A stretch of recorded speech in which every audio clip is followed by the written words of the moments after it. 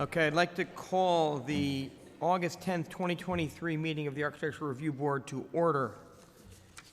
No, it's September 14th. I'm sorry, I'm reading the wrong date. The September 14th, 2023 meeting of the Architectural Review Board to order.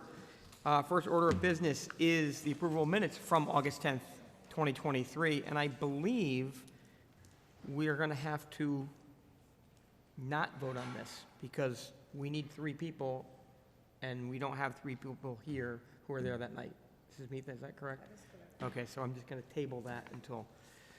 Then we'll move right into the main order of business. First on the agenda, 130 Honey Spot Road, review of petition to the Zoning Commission by C3 EJVI LLC for a proposed cannabis retailer facility, which includes cosmetic updates to the existing building, 5,472 square feet, plus or minus, with a new parking lot and landscaping on the remainder of the property. Whoever's... Welcome. Good evening.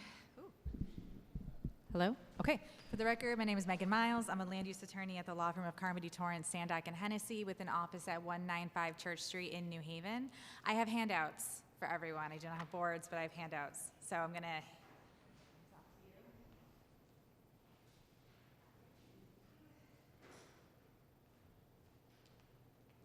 I think COVID made everyone finally acknowledge that no one can read our boards.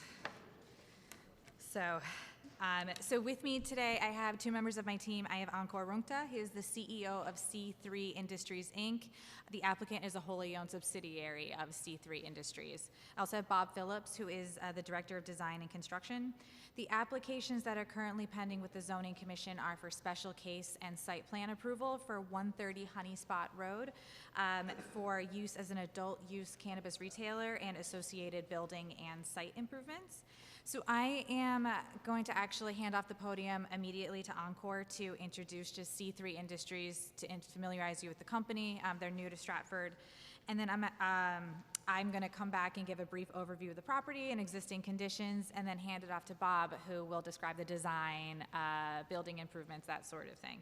I will come back just to note compliance with the commercial guidelines, that sort of thing. And that will be our presentation for the evening. All right. All right, thank you. Hi, members of the board. Thank you for having us tonight.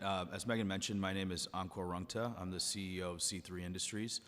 Before we get into the design elements, I just thought I'd give you a brief overview of the company and happy to answer any questions that you have. Our company is based in Ann Arbor, Michigan. That's where our corporate headquarters are. That's where I'm based as well. We're active today in 4 states as cannabis operators. We operate 24 retail stores across those markets. I've provided a little bit of a summary of our portfolio. There's a page that has a map on it just after the bios, and that shows kind of the details of our portfolio. So we operate 24 stores today. We also operate about 250,000 square feet of cultivation and processing facilities in those markets, and we are now expanding into some new states, Connecticut being one of them. We were awarded a license in Connecticut last year. In the licensing process that happened, we're now moving forward with siting of various locations. Our production facility is going to be in East Hartford. We're building a 72,000 square foot cultivation and processing facility there. That was approved a couple months ago for site plan and special land use. This location that we're presenting today, we're very excited about. We think it's really ideal for our use.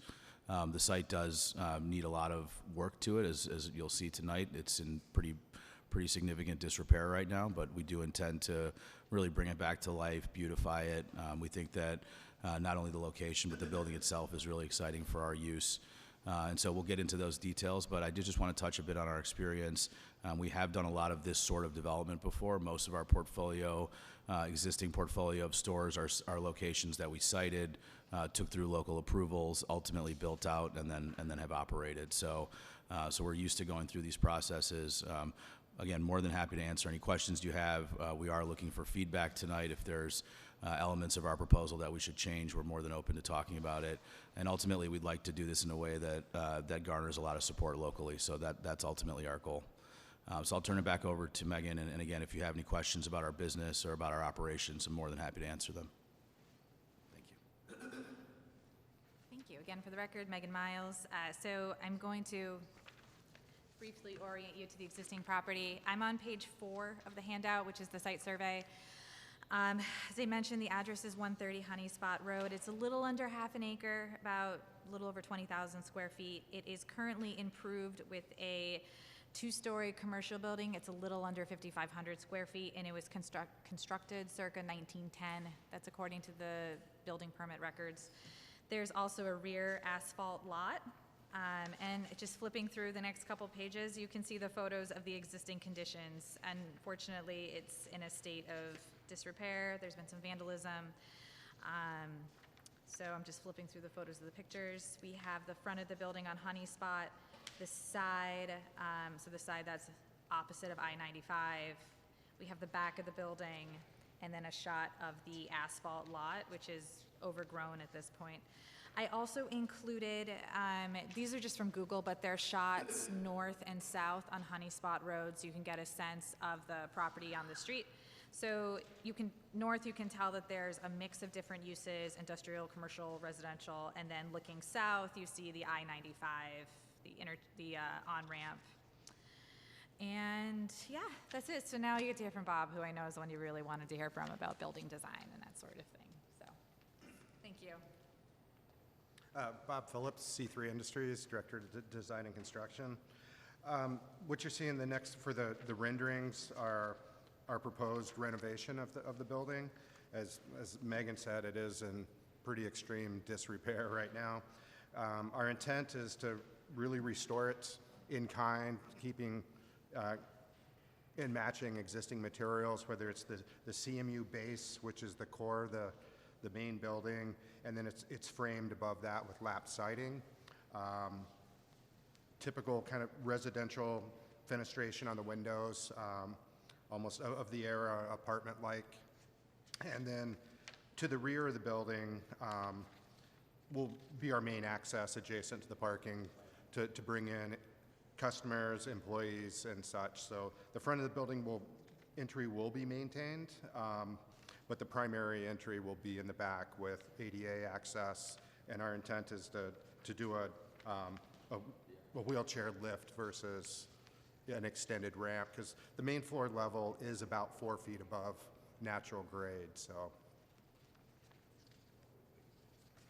I think, other than, we will do, the color scheme is along the lines of where we're headed with it, kind of a dark base on the CMU, a lighter gray for the upper lap siding. Those colors will kind of be continuous based on the materials throughout. We do have a violet. You can't see it real well in the renderings, but a violet color for some detail accents within the building. So, any questions off the bat, or any thoughts?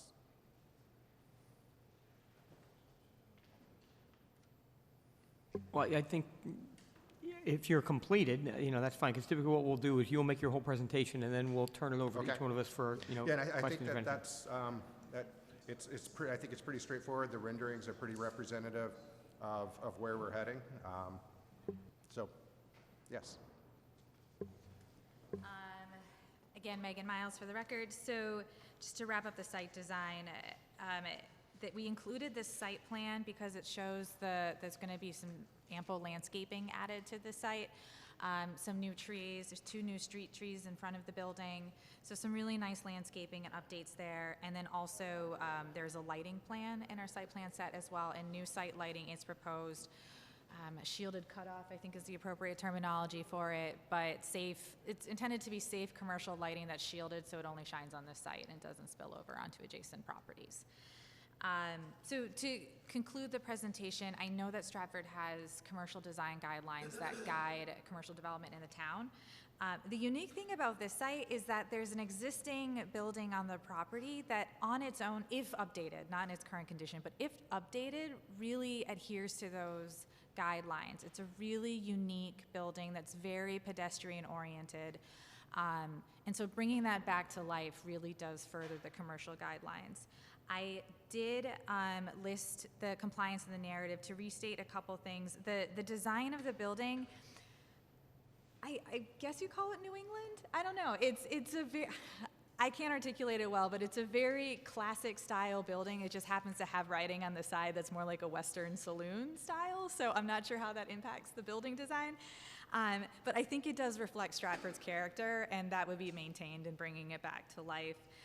It furthers the goal for preservation and adaptive reuse of existing structures. It encourages structures designed to a human scale that really enhance pedestrian interest, aesthetics. And then, importantly, parking is located entirely rear to the building. You can't see it from the street. Trash enclosure, the dumpster, that's all located to the rear, not visible from the street, that sort of thing. So I believe, as we submitted in our materials, that this project really does satisfy the intent of the guidelines to, quote, enhance the quality of the built environment, the natural environment here with the provision of new landscaping, and then also the historic character of the town, which seems to be uniquely embodied in this existing structure. So, yeah. And that's it for our presentation, if you have any questions. Okay, thank you. Of course. So let's start with John Zabel. John, do you have some questions?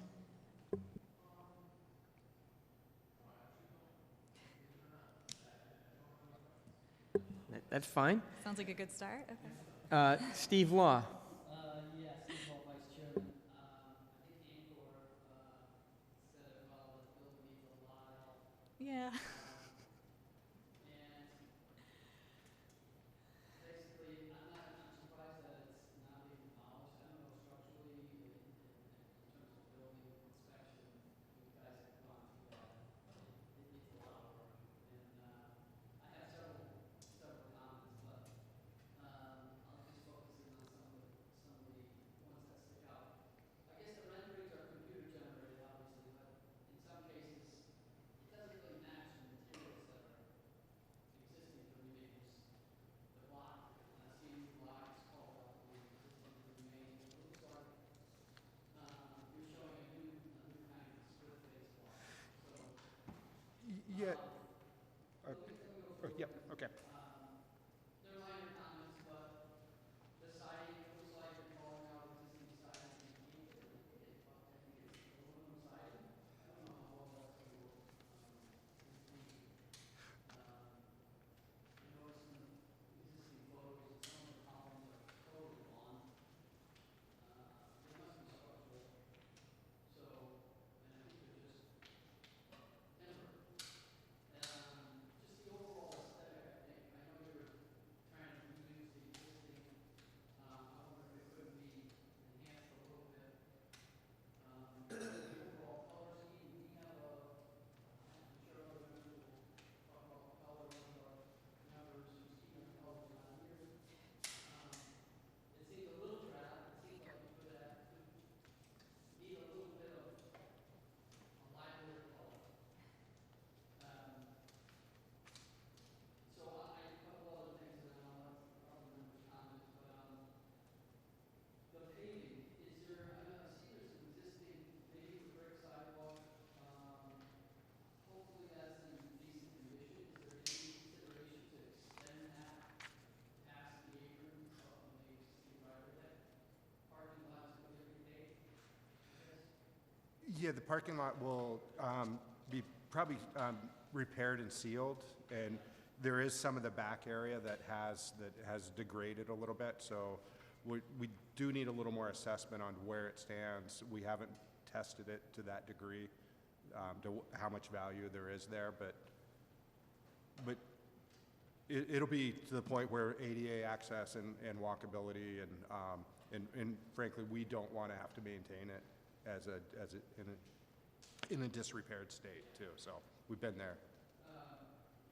So I noticed the rain garden in the back. There's no planting scheduled for the rain garden? I'll be honest, I'm not exactly familiar with that. Our civil team. It looks like the planting plan includes a little bit in front, a little bit in the back. I don't know what happened, but I'm just wondering if the rain garden will need some kind of planting there. We can look at that definitely.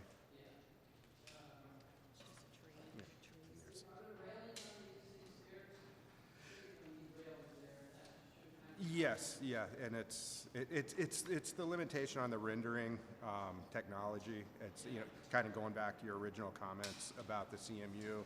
The existing CMU that's there it's something I'm not familiar with, but it looks like almost a molded versus a split face that's original. The siding, I think, is a mix of materials right now over different eras and different repairs. That will probably be almost wholly replaced to get it back to a state that we can live with. Yeah, yeah, just to weatherproof and keep the building weather tight. I noticed the lighting, the pole lights, are they usually at 25 feet in the air? The lighting? The existing, The new poles, there. Let me flip through there.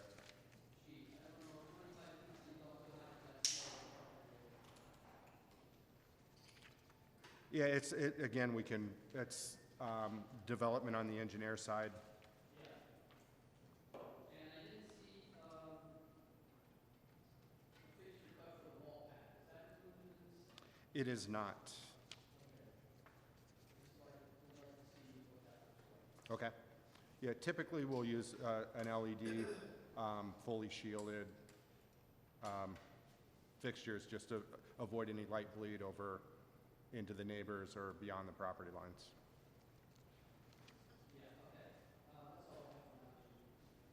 Thank you. Shannon Hovan?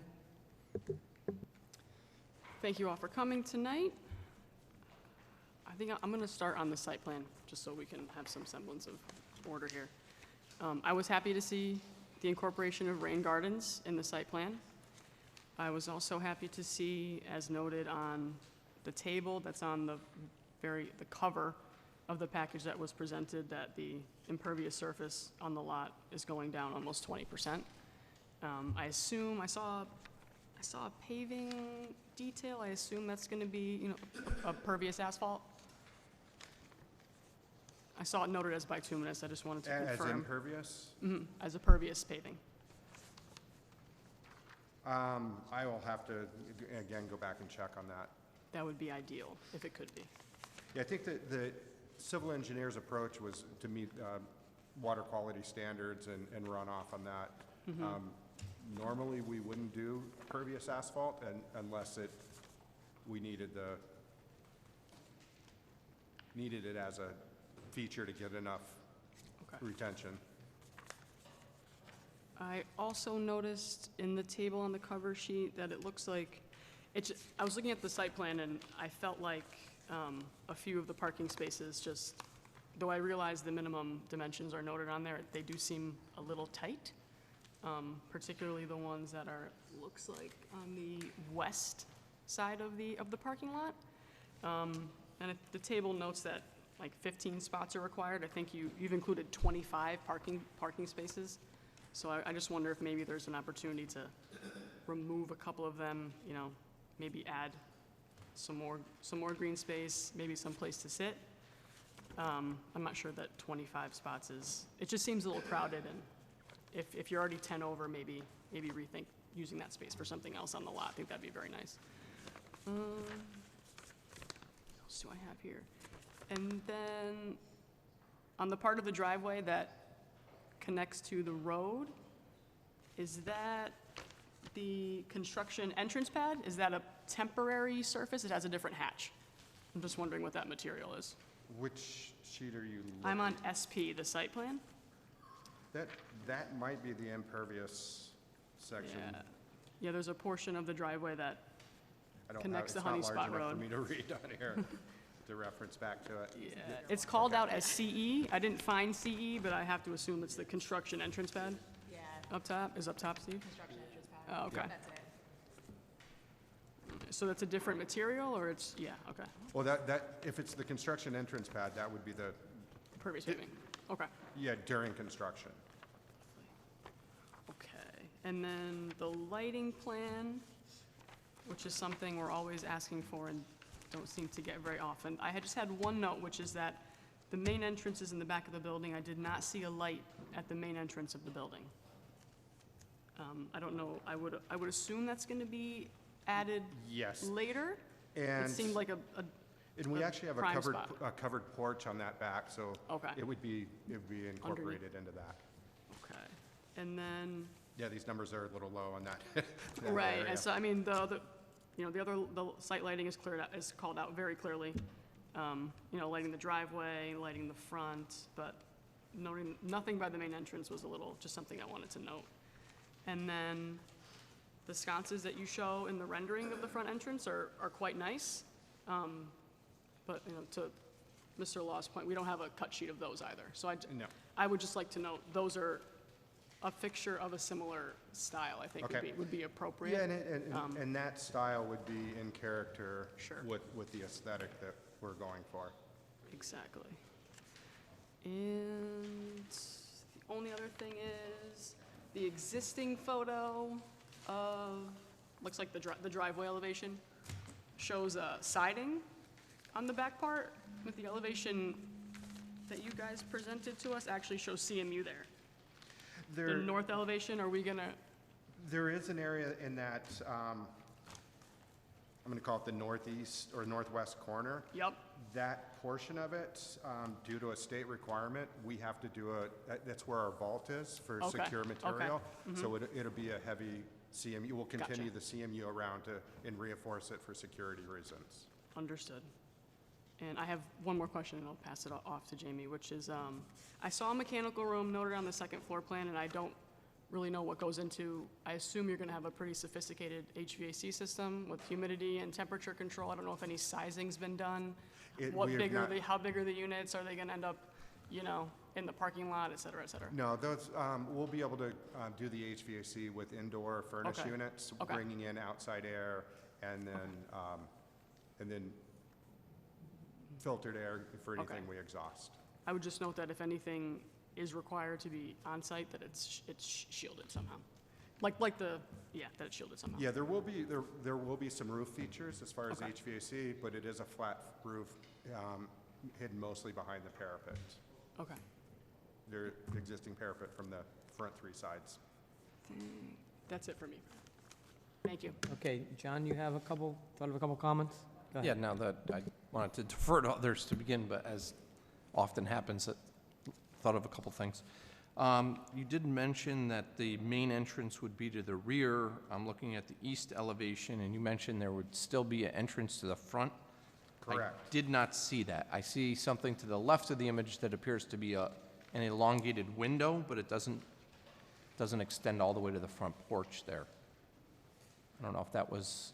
Are you looking on the elevation sheets? Yep. And Specifically C3.3, and then the east elevation is the direct front?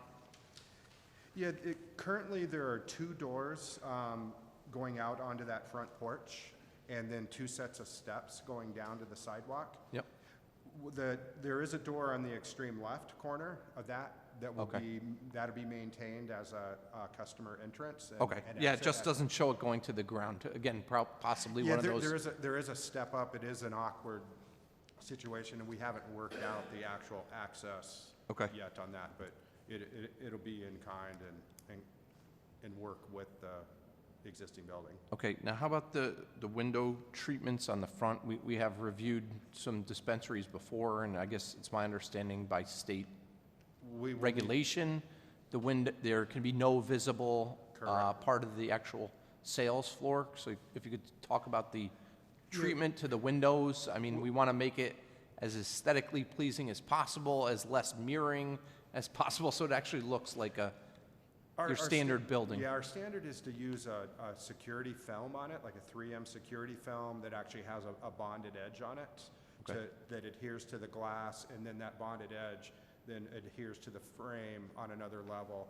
There will be places that will want to maintain some of the natural daylight to the upper level, because that's our employee area.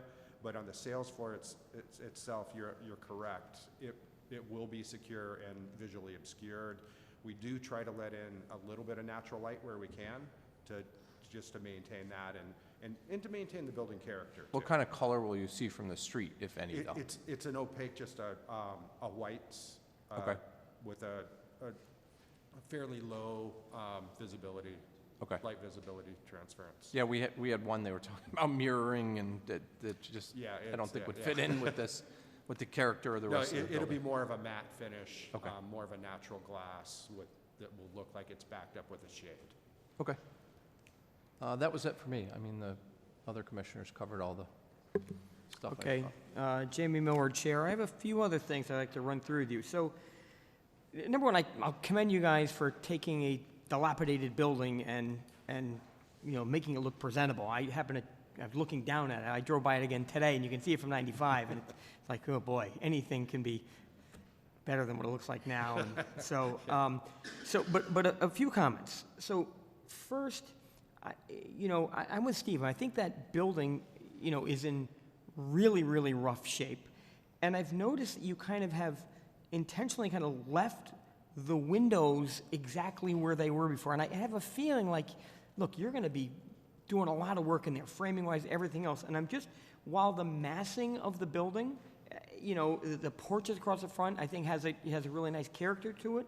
The windows in the front and on the sides, I'm not so worried about the back, but certainly on the sides, especially the side now that you can see the Johnny's restaurant writing on, it's pretty visible. The windows are placed pretty haphazardly in relationship to the columns on the porch.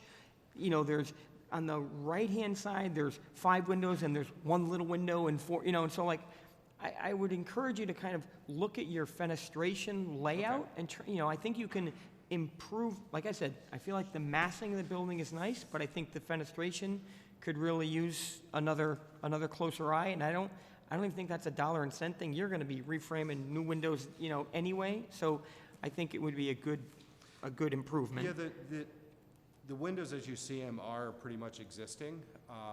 For example, on the south elevation, the one that's lowered is in the existing stair. So you're right, it probably could use a closer eye.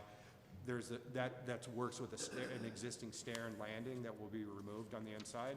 So in that case, yes, it'd be. Because I'm assuming these are all new windows, right? You're not. Are you suggesting all the openings are existing? The openings are, but the windows themselves are yes, new. Yes. Okay. I mean, with all the amount of work I'm assuming going on, I think getting that, you got kind of one shot to kind of get that to look right, and I'm assuming all the interior finishes are either already gone or they're going to be new finishes. So you're going to be wide open. So that's one thing. The second thing is, one of the details on the cornice, and I can't tell if that's being maintained or not, is, there's those corbels up at the roof edge, and is the intent that those are staying? In here, it looks like maybe you're creating a little angled soffit to them or something. Yeah, again, there's a limitation on the rendering and the modeling to get exactly the detail that was there. The intent is to keep as much of that detail as is. Mm-hmm. Some of those, I'm going to call them dentals, are missing. Those will be replaced, and we'll use that to pop some color. We have a violet as part of our brand color, which it's not really, especially in these smaller images, very well represented. Yep. But to keep at that point, the condition of that's not all that bad, to where repairing it and keeping it is a great starting place. It looks like that roof edge. I mean, that's probably not getting vandalized. That probably is not getting the same wear and tear as The walls and the porch where it's siding and the holding, porches and all those kind of things. So I think it would be great to kind of keep that character. You mentioned something about purple, and I see some flowers in the front. I'm just wondering what. No, there's. I don't see anything purple on here. Yeah, you got it because it has a dark backdrop, the dark gray backdrop to it. It doesn't pop in the renderings very well.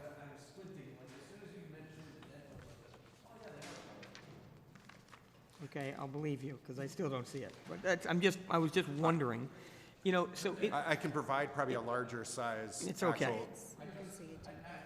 The purple. Oh, you're painting the corbels purple. Yes, yes. Got it. Okay. So in these other drawings, I did see those, but I'm looking at the one you handed out today, and it's a little harder to tell. The siding, what is the intent there? Because I believe I'm pretty positive it is aluminum siding, and I'm pretty positive I'm hoping that's not staying, and then it'll be, No, the it'll aluminum be will- what, though? Will be too hard to repair and match. We'll use probably a cement board, a hardy siding, something that has durability to it. Okay, great. So not a vinyl or an Not a aluminum. You use a hardy plank and you'll pick appropriate colors that'll be in that family of things. Okay, well, that would be great. Yeah, with an appropriate lap to match the existing. Because normally a historic will have a little narrower lap than what you'll see on a more contemporary building. Okay. And then the other part about, and look, this is, maybe it's a little more of a pet peeve for me personally, and I just can't stand the way these look, but if you look at the existing building and you look at the posts that go up and they hit that little band that's all siding, and I think you kind of, I think you're replicating that, where'd your, that same kind of look. Where am I? You are, right? So it's the post up to the siding. And so, like, traditionally, you would see like there'd be a trimmed beam there, not just, to me, that's a real way, and although I like the massing of this building, there's a failure, and maybe it was properly done in the past, but usually you'd see a post, and you'd see a trim beam in the same material and same plane as the post, and then you'd have siding above that, and I just think... So you don't have a floating element up yeah, there? the columns just go up to a ceiling and stop with no beam. They don't look appropriate to me, to my eye, and I think that would really help. You almost have it on the lower floor, because you do have what looks like the framing of the deck above, and then another little board below that looks like it might be stepped back 3/4. But even that could be better, I think, but it really pronounced to me up on the second floor. And it may be something that has been lost historically in repairs? It may be, and that's why I'm pretty confident that it didn't look like, well, obviously it wasn't aluminum siding to start with, and I'm fairly confident that there might have been some other type of, you go around and look at some old buildings and old houses and things, and this has a residential character to the front of this, and you'll see that it's post and beam and trimmed in that way. I 100% agree with you on a design aesthetic, or just the natural, not having a floating material, and most often we see it as stone, which is my pet peeve. Okay. And then I guess, again, the intent, Steve asked the question, I think it was Steve asked the question, I didn't really catch the response. So the block walls that are there are staying, and they're just being painted. Correct. Because and again, this may just go back to a rendering. It's rendered as if almost as if it's like a split-face block or something like that. It's different than just, but your intent is just that the block is staying and it's going to get painted, and somehow you got to figure out a way to extend that for the vault. But that's, I guess, your issue. Yeah, and we haven't sourced the material for the new versus the existing, and we'll do something as compatible. If we can't source the material that comes close to that, then we'll do some sort of corner or an edge or a feature to distinguish that as new versus existing. Okay.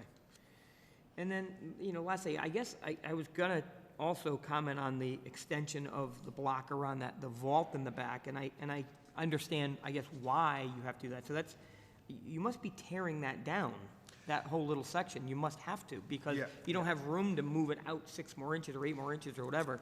But I mean, I think I would just look at how you articulate that. I mean, it is in the back of the building, although you do see the right-hand side.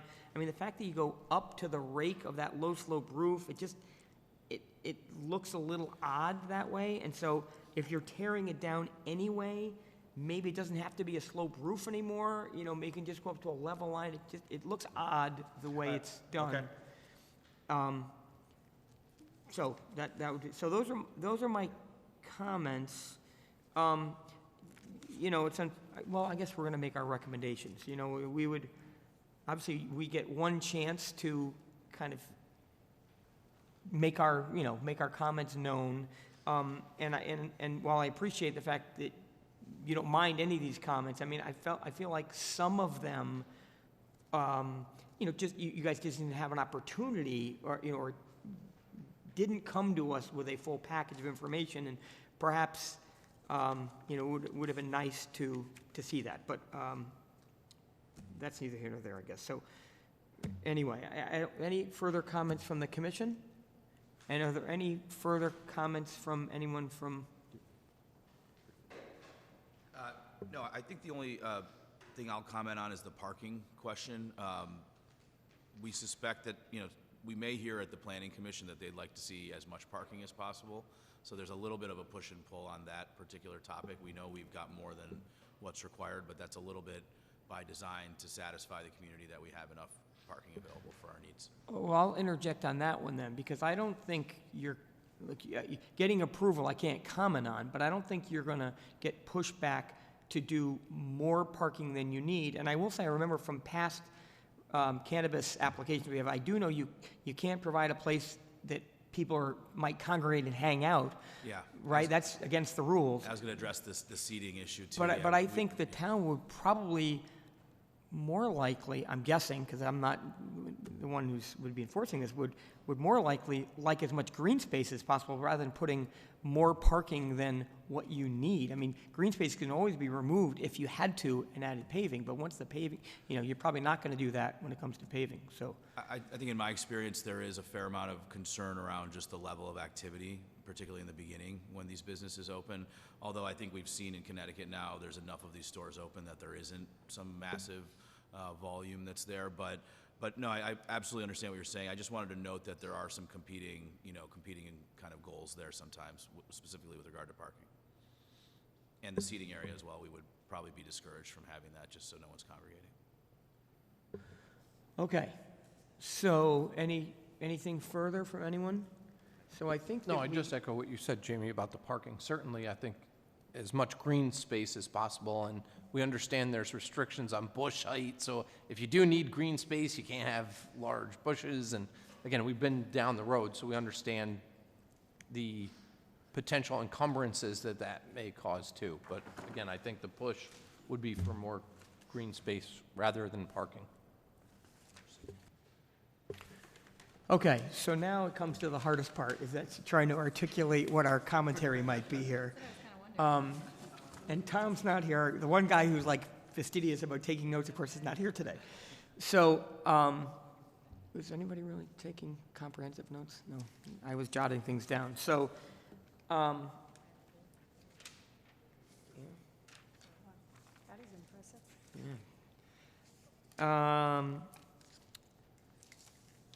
So, I guess, is there a motion, is the first question.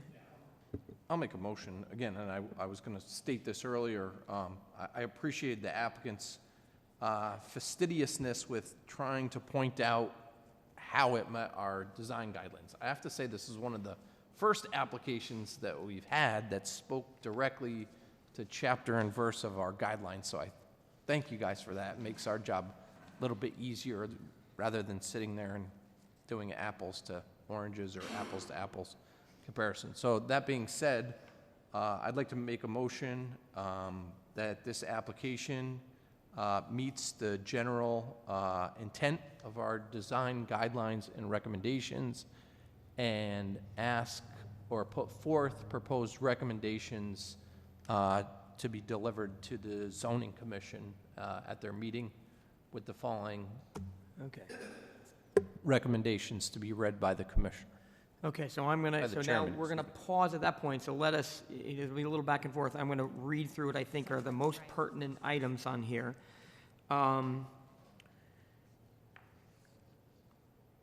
I think from a siding standpoint, we recommend not vinyl or aluminum siding. I think that needs to go on the record.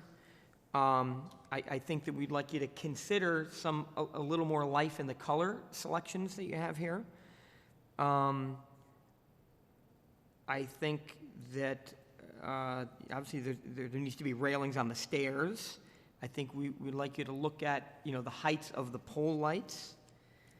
And then also, lighting at the rear entrance, which I understand is going to be the main entrance. I'm going to jump around, while I'm talking about siding. We'd like you to look at how you will enclose in that vault area with the masonry block, and, how that the roof line might work there.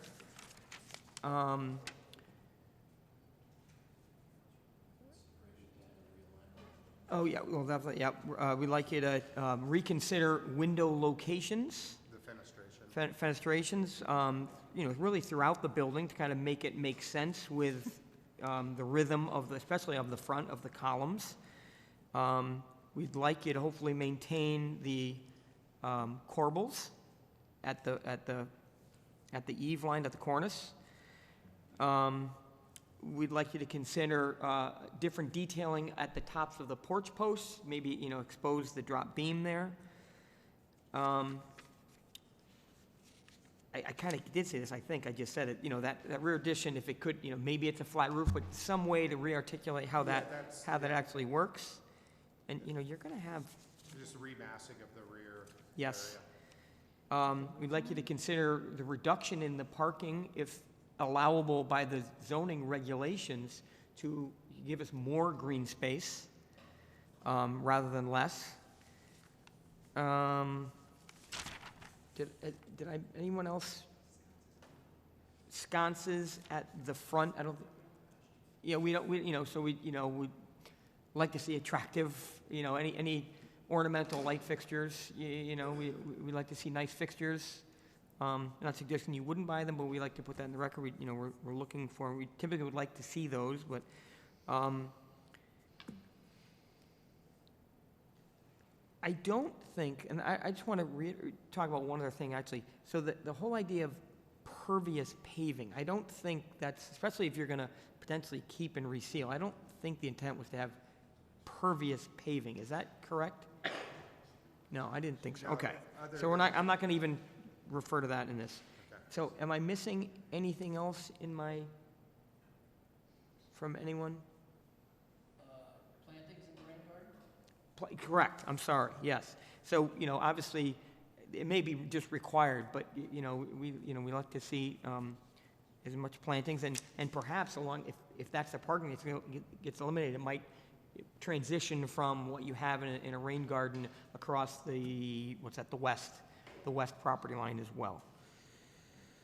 Jamie, one last thing, now that I'm looking at the plan, though. Just at the signage, the town of Stratford has very specific regulations on signage, but we ask that within the confines of those regulations, the signage be appropriate to match the nature of the building. Yeah, that can go in our notes as well.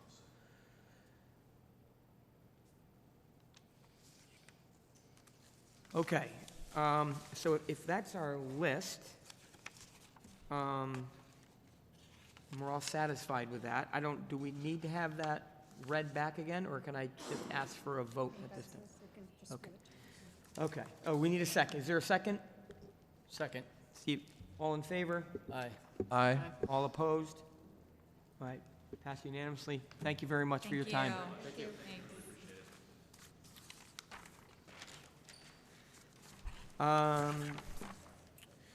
Second on the agenda, 3191 Broadbridge Avenue. Review of petition to the zoning commission by 3191 Broadbridge Avenue Associates LLC and R&R Stratford Ventures LLC for remodeling the existing 150,000 square foot vacant office building on subject site into 3 buildings: a new 64-unit senior housing at the rear of the site, a new 69-unit residential apartment building at the front of the site, and remodeling the existing building in the middle of the site into 101 units of market-rate residential apartments. Total housing units 170, of which 10% will be designated as affordable pursuant to CGS 8-39A. Good evening, Attorney ladies, Knott. Mr. Chairman, members of the commission. My name is Barry Knott. I'm a lawyer with the firm of Knott, and Dunn with offices at 1656 Main Street. I'm here this evening on behalf of 3191 Broadbridge Avenue LLC and R&R Stratford Ventures LLC, the managing member of which is sitting in the second row there with the sport coat on. Those 2 entities are the owners of the property at 3191 Broadbridge Avenue, a parcel slightly in excess of 10 acres, known as the former Dictaphone Corporation property. I want to introduce Sealand Pather, who's behind me in the black sport coat, and Brian Goddard, both architects from Binefield Architecture PC, who will be addressing you shortly regarding the architectural components proposed by us. I also want to introduce Bill Kenny, who's over to my left, the landscape architect who will be available to answer your questions. Lest you think that this proposal is coming out of the blue all of a sudden, I want to give you a little history of how we got here. We have had,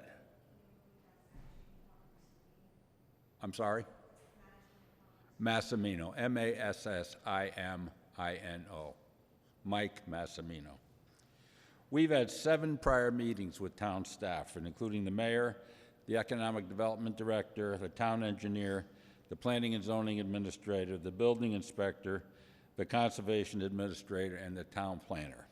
One on March 10th, 2021, one on March 31st, 2021, one on May 15th, 2021, one on April 25th, 2022, one on May 25th, 2022, one on May 23rd, 2023, and one on September 14th, 2023, which is tonight, obviously.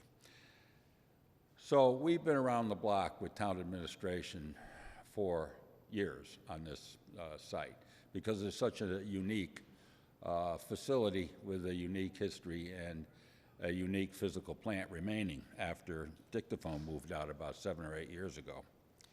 It's about 10 acres. It sits on upon which sits a vacant office building of approximately 150,000 square feet. It had been previously occupied by dictaphone and Sikorsky aircraft and has been vacant for the last 7 or 8 years. My clients purchased the property at a public auction in 2020 and have been exploring various development possibilities ever since. At this point, we've come up with a residential development proposal which anticipates the adaptive reuse of the property into 3 buildings, all of which are residential in nature. There will be 2 buildings, new buildings, to be constructed as proposed by us, and the revamp of the existing 150,000 square foot building. One new building to be constructed at the rear of the site will contain 64 units of senior housing, age 55 and older, of which 20% will be so-called workforce housing.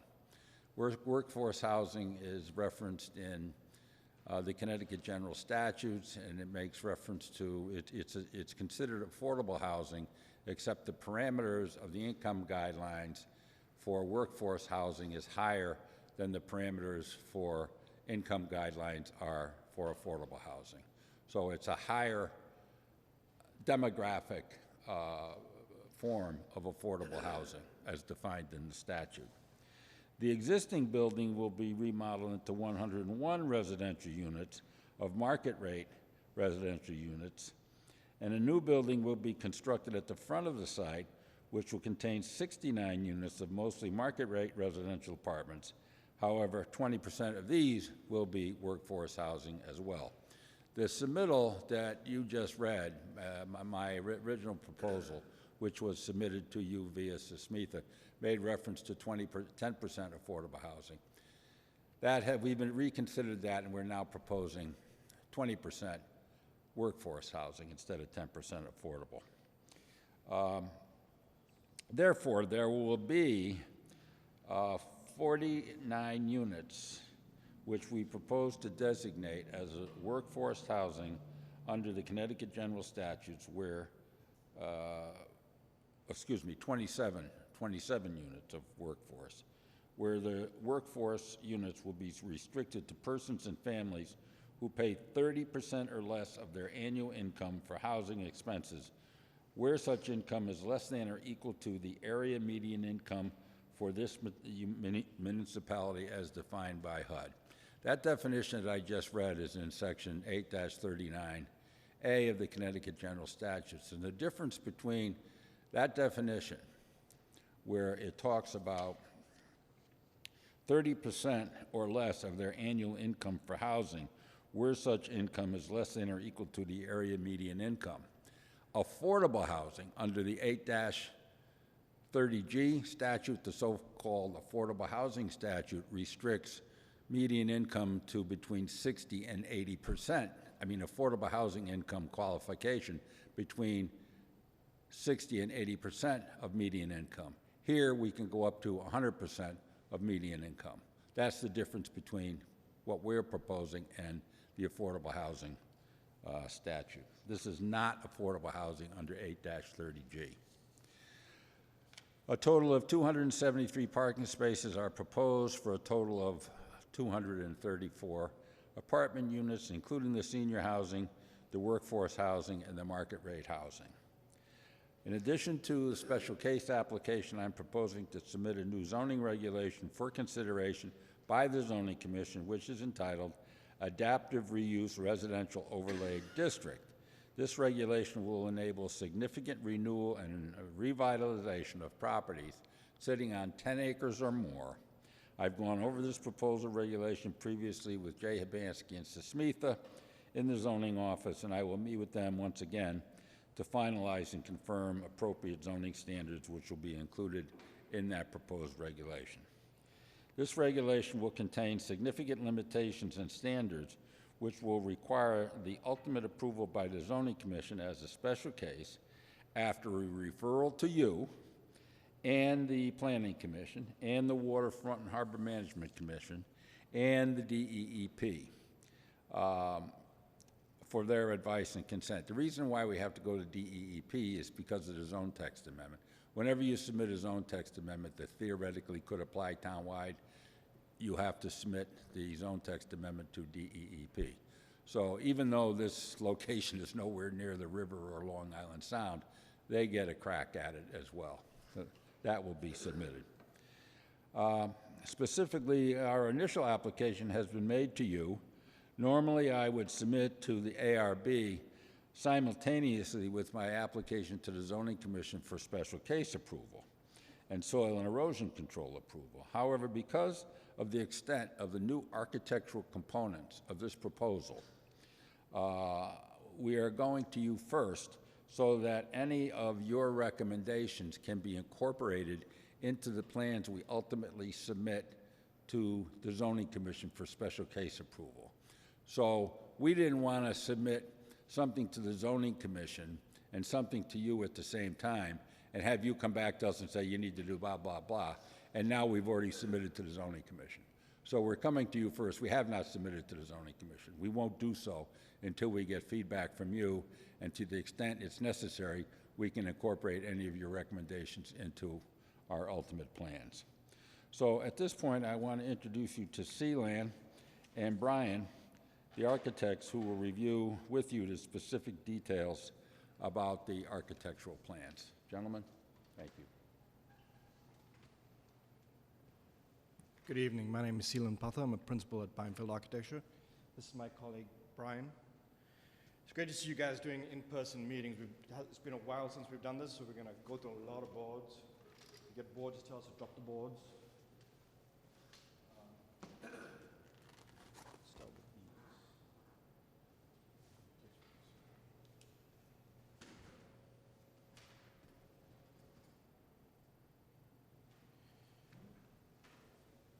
So, yeah, this is a large and ambitious project. So there's a lot of physical material to get through.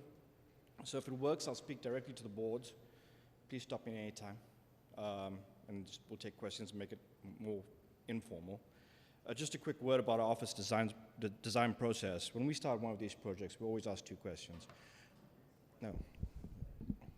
Is that better? We always ask two questions. How do we create a sense of place? And how do we create a sense of community? We've pulled that off a few times in Fairfield already. Maybe you've seen some of that work. But that's an important design guideline for us. When Michael brought us this site, Michael Massimino, we were excited because you can tell, so this is a view, here's the site right here. I can pass it around if it's too small, but this is the site right here. It's got an inbuilt sense of place.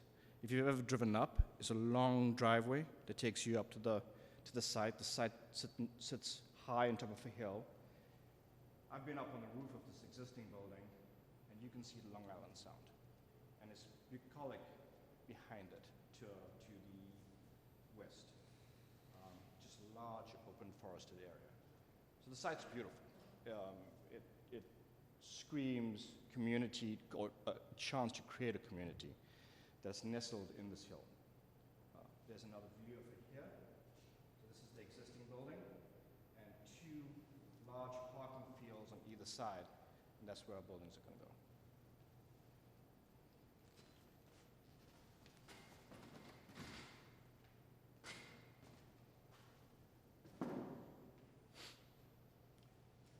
This is the landscape plan, and Bill's going to go through it more. But I wanted to start here. Just show, you saw the existing plan, you saw the two parking fields, and this is what we want to do. Here's the existing building, the footprint of the existing building. Here's an L-shaped building we're creating at this portion of the site, and a bar building on the southern portion of the site. Again, if you've ever been up the site tapers off and drops off. So this is high, and this is slightly lower. This is this road you come on. So a few features here that were important to us to this placemaking was a sense of arrival, right? So you've already got this dramatic entrance, but you've got a water feature in a turning circle here. Hopefully that sets the tone for the arrival. And you can either go down this road and permeate through the site, or you enter the first building. Hopefully we do a good enough job with the first building and make sure that you understand that this is where you should bring the car through if you want to go through leasing. It's a covered porte-cochere. Hopefully you get a feeling of a hotel experience as you come through here. Park car, you can drop off, or you can park in visitors parking in this area and get into this building. I think the idea for the buildings right now, because it's going to be a phased occupancy, is for each of them to be autonomous. So they each will have their own entry sequence and potentially their own leasing agent. So that's the entry sequence for this building. If you came in here and said, well, you have to go down to the next building because that's where you want to rent, so you go down here. This, if you've been to site today, there's a gracious entry sequence for this building with glass facade. That all remains. And then finally, you come down into this area, into this building, and you'll see by the architecture the entrance is clearly defined. Each of these buildings has a curated and manicured landscape area here and here. For the existing building, that was tougher to do because it pretty much spans the extremities of the site. So the amenities for that building largely inside. I won't speak for the exact functionality right now. I think that's still in flux. But I think that we were speaking about a shared amenity. So we made a conscious effort to join these buildings. You can see raised sidewalks. Again, we'll go through this in more detail, but this joins to that joins to that. So I think the idea is that you can be in this building and then go to the market. This is the age-restricted. Go to the market rate building and use that pool. The age-restricted building, I think the idea is for it to be slightly more autonomous. They have their own space, have their own pool, and so on.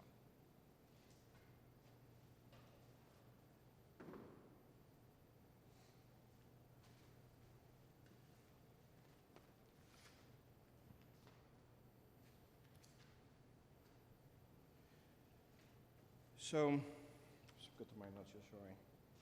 Make sure I've hit all of those. So, building A, we're calling it building A in your package, is the existing building.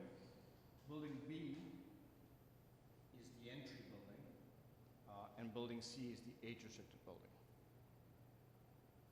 I'll go through it in detail building by building, but essentially with building A, we're leaving this existing building and proposing a two-story addition to the two-story portion that exists today.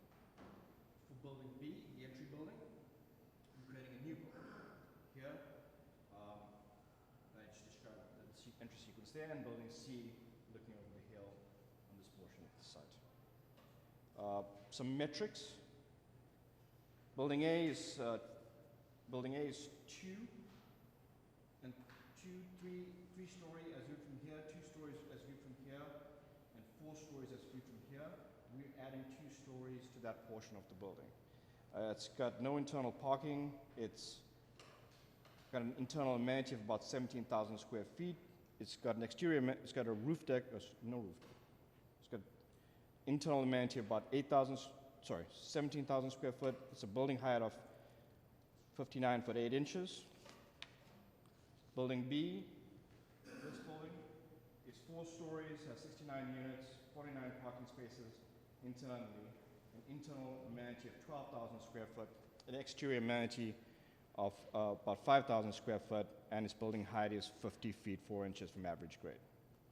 Building C is 4 stories, 64 units, 42 internal parking spaces, internal amenity of about 1,500 square foot, an exterior amenity of about 5,500 square feet, and a building height of 50 foot from average grade. So hopefully this picture captures the idea of creating a walkable community. The user experience, if you enter the site the first time, again, you come in here and you realize that this is the entrance, all permeate the site over here. But if you're a resident, you have the freedom to park in any of these parking spaces. This building has a garage entry underneath it from here, and this building has a garage entry from under here. Building B is planned to be, this building is planned to be age restricted. There's a high affordability ratio to the market rate units on the site. So hopefully you can create a vibrant community that has a lot of diversity, both age-wise and income-wise. So I'm still on building A. Sorry. This is the only rendering we have to describe building A, so I'll keep it up. So again, if you've been to site, this is building A, the building we're focused on now. Existing office building, here and here. This wing was built more recently than this, so the architecture on this is slightly older than this building. And we had to make a conscious decision about architecture. We had to decide on an architectural direction. Our office has done both modern and New England types of vernacular. We experimented with the New England vernacular, we experimented with pitched roofs and so on, but we decided to take our design guide from the existing building. It's such a large building, an imposing building on the site, I think departing from that would have been a mistake. So the idea was to create a vernacular that wasn't the same, but similar and complementary to this building. So this building stays as is. We replace all the windows. The curtain wall stays as is. That'll create a sense of drama at that entrance. And we're adding what we see as a light box, architecturally. We're adding 2 stories above this two-story brick element. It's set back from the facade about 5 foot. So I mean, if you've probably seen this in your careers over time, that one of the National Park suggestion for adding, this is not a historic building to be clear, but adding to a historic building is to do something that's different and different from the original building. That's what we're doing here. Essentially a metal and glass box above that setback, and be a lantern at night, hopefully, if we get it right. So walking you through building A, I'm going to go faster because there's a lot. This is the existing building. If you've been down there today, this is storage and parking in this area, converting it to residential on the one side that faces downslope. The side that faces upslope is built into the hill, so that's all back of house.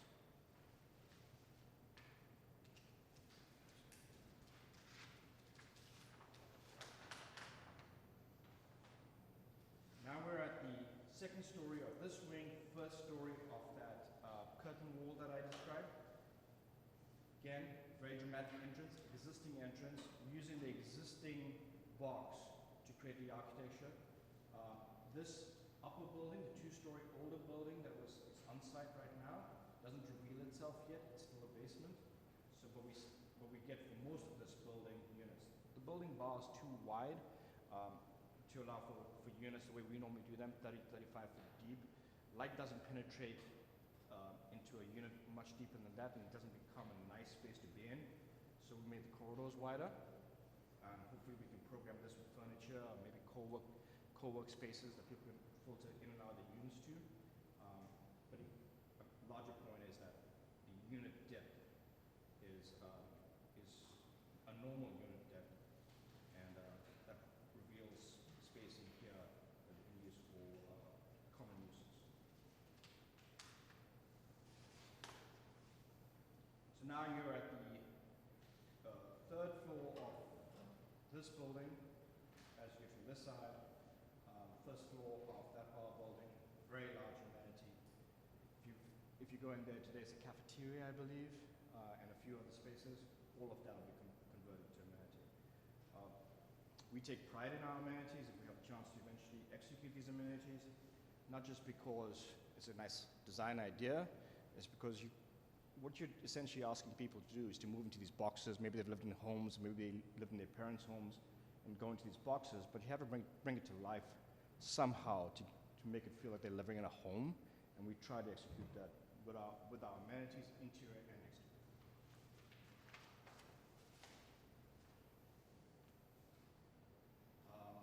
Now you're at, I think, second floor here, upper floor here, so this is the upper floor. So you see the two floors with stacked units, and then, this is typical, it's 2 stories of this. This rises above the existing building. This is a new structure, it rises above the existing building, and you can see it's set back from the edges of that wall. It's not a cheap build. We'll have to introduce new structure, new steel to hold these walls, but we think if we execute it well, we'll create a beautiful building.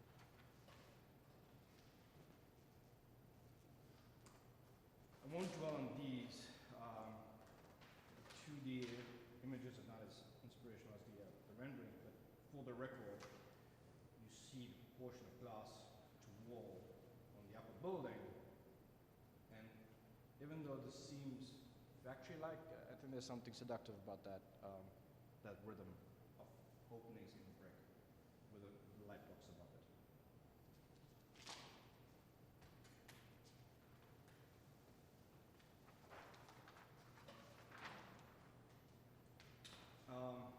Here you see the glazing being replaced on the existing buildings. We tried divided lights on it. We thought maybe that's gonna bring down the scale of it and it'll look good. Didn't. So we decided to leave purely the vertical mullions. We'll take your opinion on that. But the idea is to replace all that glass.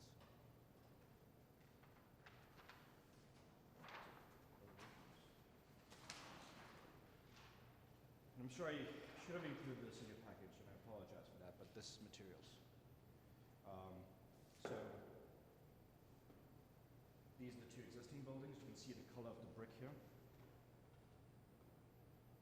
We're not going to depart from that too much.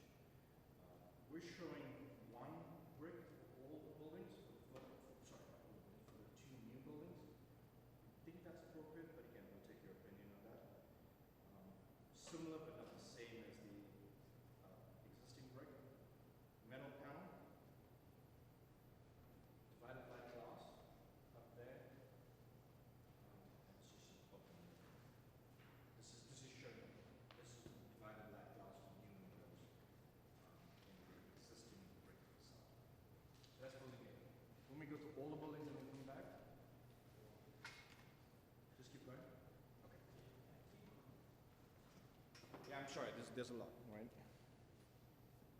This is building B. So the architecture on building B was derived, and trust me, we spent a lot of time thinking about what it should be. Was derived by the idea that this is the building that you're most likely to walk alongside. If you're up, you'll see in the landscape plan there's a loop around the entire site so residents can walk and exercise or run, right? And the idea that you could walk along this facade is what drove our move to this architectural style. And essentially townhouses with stoops. There's a practical grade issue, right? The grade drops up significantly, but residential flows stay the same because of ADA. You can't change the internal corridor if you have a double loaded corridor. So this internal elevation of slab stays the same, but you have to deal with the building hitting the grade. So we changed this a few times. We changed the drive aisle, we changed the depth between the building and the drive aisle in order to get stoops in. We tried one long stoop with stairs coming off it, but this looked more authentic. So some gymnastics here. There's some of these stairs go over the parking garage, and we have to soften it out in the parking. We use parking spaces, but the net effect is it looks like the walking along an inclined street. I'm not going to compare it to Back Bay, Boston, but the idea is similar, that there's an inclined street and you have streets that take you up to the different levels. This is a setback fourth floor to control the scale. Townhouses we've found, and we've built a few of these, and we can supply images of buildings where we've done this, work best, I think, at 3 stories and struggle at 4 stories. So we set it back.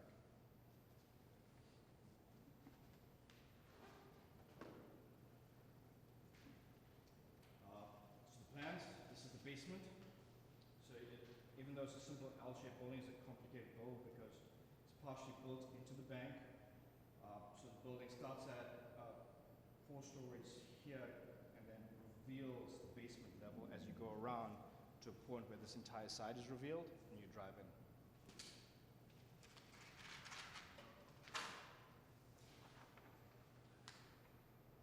This is typical double-loaded corridor.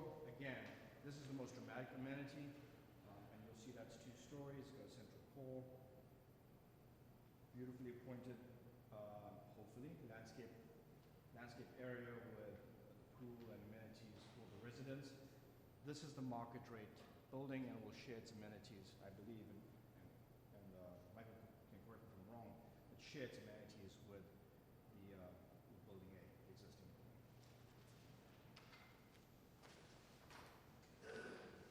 Again, large amenity in the upper floor. There's some code issues we had to address here with the 2 stairs very close to each other, but we think it works. Just go flat. And then we get to the upper floor. You can see how the architecture steps back. You have these pronounced elements that create the townhouse vernacular all around the building consistently. And then there's a rooftop deck. So that's building A. Elevation you have to? Building B. Sorry. I'm gonna call them all different by the end of it. Again, I think the renderings do a better job, but the important thing I've learned with dealing with this sort of facade, and it's a common facade for us, is the detailing, is the attention to the detailing at the window heads, the reveals at the windows. We will push to use real brick. If we do use thin brick, the outsulation that's required by the energy code today will create the depth with the corner brick reveal for us to get a reveal on the edges of that. But for these to look good, you'll have to do that sort of thing. You have to recess the window. You have to have a head, a true head, a soldier course head, or a concrete rendering. I think we're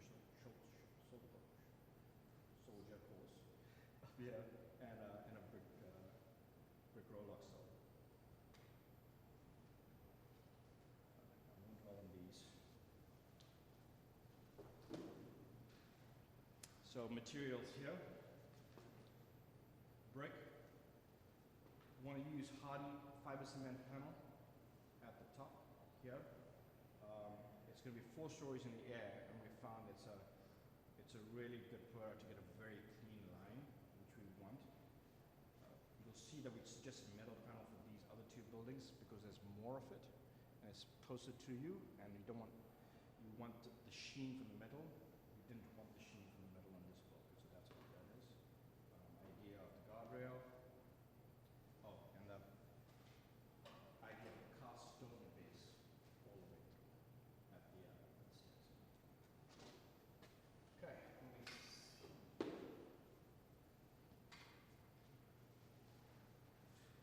So same idea, right? A brick, essentially a brick and metal building modulated so that the brick is 3 stories and the metal rises above it.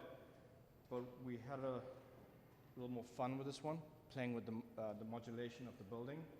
Again, just to break it up, so there's the same rhythm throughout the new construction at the very least. Similar rhythm, but different modulation and different architectural playfulness. So this one has, where it has the bays going across, it chops the bay off the first floor here, so it floats a little bit and the glass goes by. Butterfly roof to increase the height there. Again, we didn't have to, we could have stopped the building there. Maybe you prefer that. lines are a little more playful, the base is a little more playful, and it's a more modulated building. But again, same vernacular as the rest of it.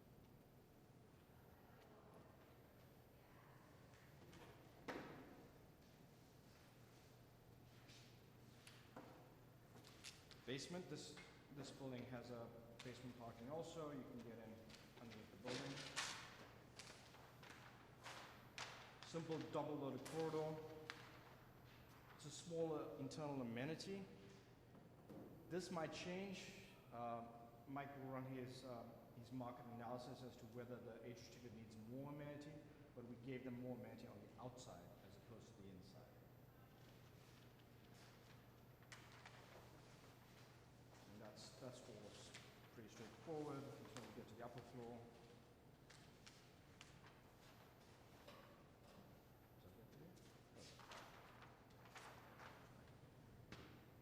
And then we're suggesting there's a roof deck on this building, looking over this amenity courtyard that we have.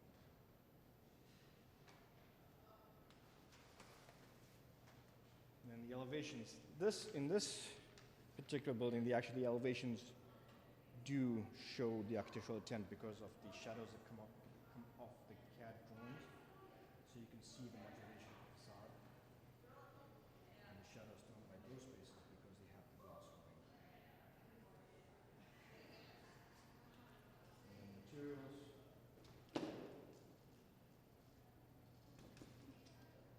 Same brick as building B. Metal panel up here because again, we want to do something different with this roof line, and it's a bit more complicated, so we thought that metal panel was more appropriate. Same comment on the details on the brick that'll bring this to life. And that's it. I'm sorry, that was a lot, but I'll take any questions. Do you want to do landscape first and then take questions, or? I'd like to have Bill go into the landscape plan before. All right, great.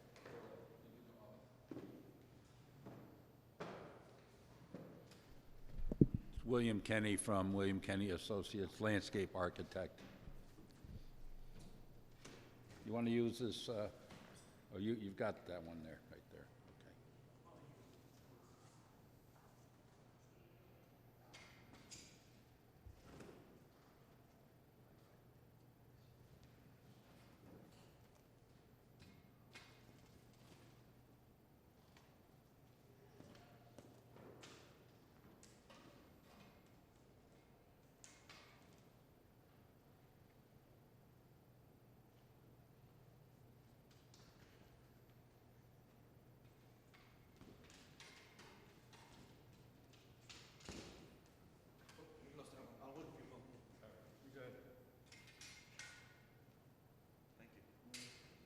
All right.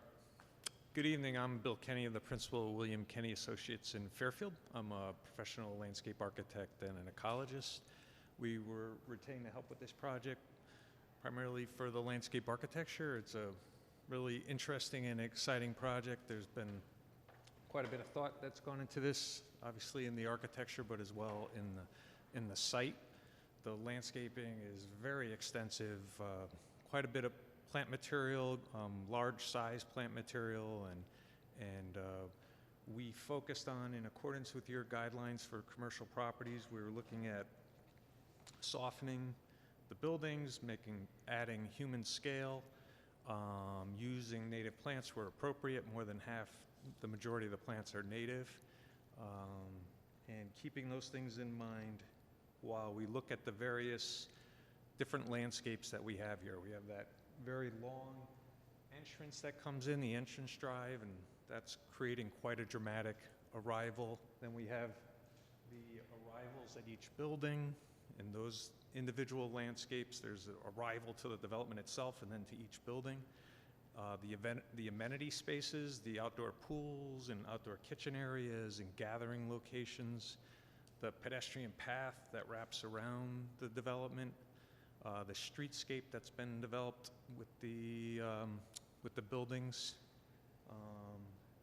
and a very extensive screening around the perimeter of the property, recognizing that there are some single-family home properties that abut this property. So with all that in mind, I can provide a little bit more detail. As you come up the entry drive, it is quite long. You'll see here, extends here, and the idea is to create this very dramatic alley. We have pictures here on our third board where there'll be a hedge, an evergreen hedge on either side, as well as there'll be a pedestrian walk that extends all the way up from Broadbridge Avenue that allows you, people, if they take public transportation, to be able to walk into the property, or if they just go out for a walk in the neighborhood. But there'll be a hedge with columnar trees that line the entire length of that. Hundreds of evergreen trees that'll be installed to create that hedge along the entire length. It's going to be quite dramatic and really create that identity for the development. Unlike anything I can think of in the region for that length and that amount of plant material. When you get to the entrance of the, once you get through that alley and arrive at the main body of the property, there's a grand fountain that is in the center of the cul-de-sac that the circle that is here, and that'll be quite dramatic during the season when the fountain can be operational. Then we have the landscapes around each building. There's a tremendous amount of planting at the entrances for each building to create those arrivals, but then also planting around the entire perimeter of each building. We have the pool and outdoor area amenity spaces that are associated with Building B and Building C. These are quite large gathering locations that are, again, heavily planted. The parking is heavily planted as well. There's many street trees, shade trees that are proposed within the parking areas. The perimeter planting is progressive and layered. It's not just one row of evergreen trees where we have ground cover that moves in many areas. There's 3 layers of planting. There's ground cover, there's shrubs, then there's evergreen trees to help provide extra texture and interest. I know you're interested in having interest throughout the year, so we've used the plant material that we've used will help create that interest throughout the year. And then there's the perimeter walk through all these different spaces that the property has. There's certainly much more planting on the property at the end of this development than there is today on the property. And there is one small rain garden that is being vegetated. Some of the numbers we have: 114 shade trees, 54 flowering trees. The evergreens, 775 evergreen trees for the screening that's proposed around the perimeter and for that LA. Over 1,000 shrubs and thousands of perennial ground cover plants that are proposed. So that's it, the landscape in a nutshell. Okay. Attorney Knott, are you complete? That completes our presentation, Mr. Chairman, and we're available for comments and discussion. Thank you. Okay, so before I'm going to pass off first, I'd just like to say it was a beautiful presentation. I just want to say that first off, and I think I really got a sense of what you're going for here. Well, I'm sure everyone will have some thoughts and comments, but I just wanted to say that first. So, Thank you. Shannon, you're going to get to go first this time. Go ahead. I guess just to dive in, can someone just kind of walk us through sort of where are these points of interest on the site plan? If I'm a pedestrian or a biker, how am I circulating around? Is there a place for me to walk with my dog and that sort of thing? We'll jump in. Sure.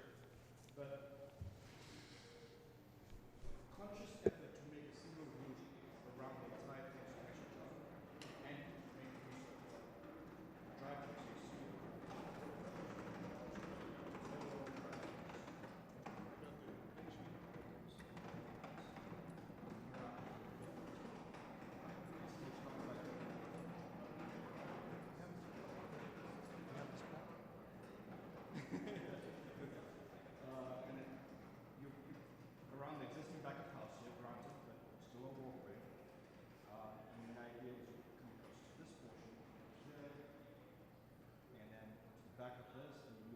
loop here. Now you're back to this side. And when you walk up this side, it's a series of sidewalks up the side of the building. But we thought about that, bullseye was thought about that consciously as an amenity to put on the marketing material so you can make use of this massive site to jump around, exercise around. Besides that, every space within the building is curated as a space with a traditional parking, green area, sidewalk, green area, then building. And there's raised and differentiated pavers between the two. Between the existing building and that building, and existing building. And the pool area by building C, is there an open green space where the loop is too, or? So this is tiered. Okay. Right? It's been a long since I've looked at the section, but this is tiered. I believe that this is one upper tier, then a second tier, and a third tier down. Because it slopes up pretty dramatically. So it's a massive tree spec. This is less so. This is pretty flat. Are there bike racks on the site? Are there benches? For some reason, I didn't have the hard copies of the civil set. So I was looking on my laptop. We do it on all projects. I'm sorry. I'm just looking for a number. I can't Okay. give you a number. Is there a plan for like site furniture, or is that something that's going to be sort of incorporated at a later date? I would just encourage that as well. Okay.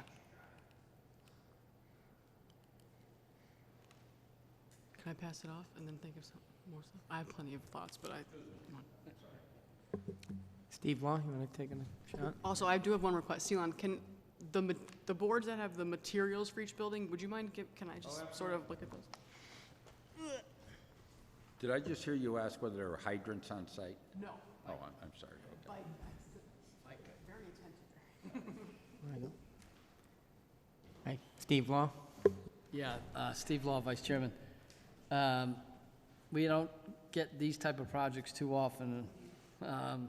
It's kind of a one-off, definitely for us, because we're all about placemaking and more of an urban context. So this is, I found it's a wonderful project. I think the presentation is fabulous. It's a little bit hard to wrap my arms around it because there's not a lot of contextual context to we want to integrate it with an urban environment, and that's not what this is really doing. It's like a private little development in a meadow. So just a few things. I love the building, is it building C, the front building? Building B. Building B, the front building. The effort that went into creating the stoops, I think that is great, and that really helps enhance the sense of place and get pedestrians out in the street, out walking around. It would be great to see more of that on building B. If there's an opportunity for that on building B, that would be great. I see the outdoor area on building B, I'm sorry, the front building is on the north side, I guess, kind of tucked away in that corner, doesn't relate to the other buildings. I wonder if there's an opportunity to get that. I think there's an outdoor kitchen and seating back there. Back here? Yeah. If there's, it'd be great if that would be more integrated between the buildings. You mean this building? Yeah. Building B. Right, it wants to be, I think, a little bit more integrated with the other buildings. It's just, are these amenity areas specific to the buildings? Michael, I suggested, not incorrectly, that the market rate units A and B will share amenities, including the pool. Correct. And the H Street building has its own amenities. Correct. So these two buildings will share amenities. So the front and the middle buildings share that pool, which is tucked behind the front building, yeah. What about, So I just want to get to your point. You were saying that maybe this portion?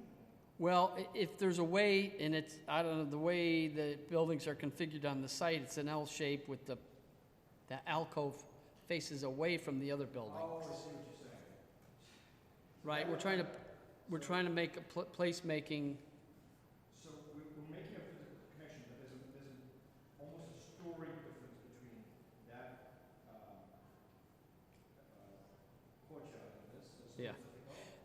But I'll tell you that this was Michael Massimino, because he's been down to the site more than anyone, made us turn the building like this. Mostly like this, because the sunset, you see the sunset from that side. okay, yeah. That was very encouraging. And it's a beautiful sunset. Yeah, one thing about the presentation, the architecture of the buildings are beautiful renderings. I wish I saw more of the outdoor amenity spaces rendered in 3 dimensions, just to get a better sense of how that integrates.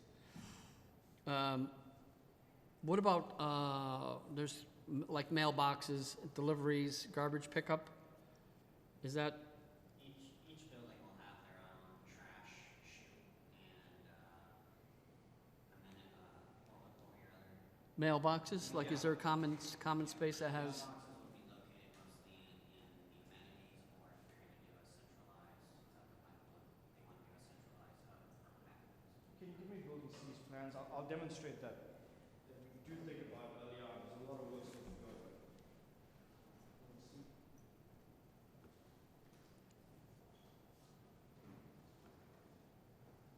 So just for example, building C, that's the one down the hill, right? Yeah. So we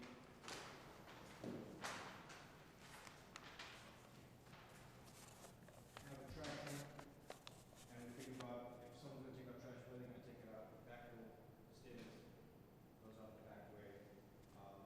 Utility, gas and water, meter goes down there, so we can go to the back of the house and do that. So it's blocked out, just of how we know this building should work, but it's not fully blocked out, because you still have to go to utility companies, trash companies, and so on. Yeah. In direct answer to your question, the mail room will be down the center in the amenities. So the mail room typically for this building, for example, will be somewhere. Yeah. Can you talk a little bit about the parking? So there's internal parking, which is under the building, Yeah. versus exterior parking? Yes. So without going through every single plan, I'll just show you in this one.